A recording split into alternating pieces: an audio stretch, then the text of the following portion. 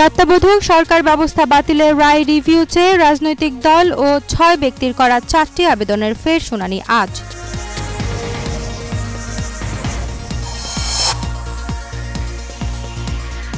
জুলাই আন্দোলনে নিহত আব্দুল লতিফ হত্যা মামলায় শেখ হাসিনা, ওবায়দুল কাদের সহ আওয়ামী লীগের ১৪ নেতার বিরুদ্ধে পিবিআইয়ের অভিযোগপত্র দাখিল।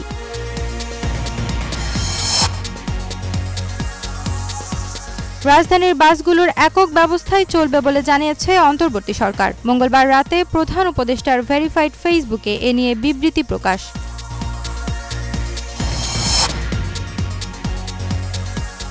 রাজধানীর মোহাম্মদপুরে জেনেভা ক্যাম্পে সেনাবাহিনীর যৌথ অভিযানে বিপুল পরিমাণ মাদক ও দেশীয় অস্ত্রসহ ১১ জনকে গ্রেফতার করা হয়েছে।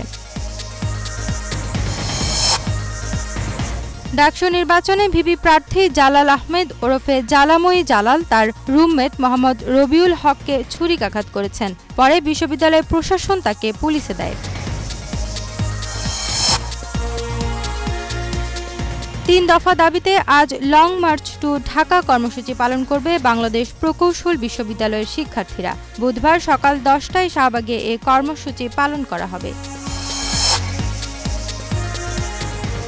আগামী ১ সেপ্টেম্বর থেকে সারা দেশে OMS কর্মসূচির আওতায় আটা বিক্রি শুরু হবে। উপজেলা পর্যায়ে আটা প্রতি কেজি ২৪ টাকা দরে বিক্রি করা হবে।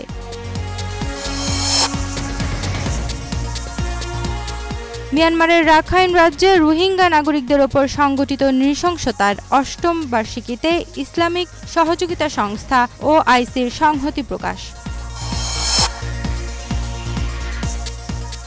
আজ থেকে ভারতের ওপর অতিরিক্ত ২৫% শুল্ক আরোপ করেছে মার্কিন যুক্তরাষ্ট্র।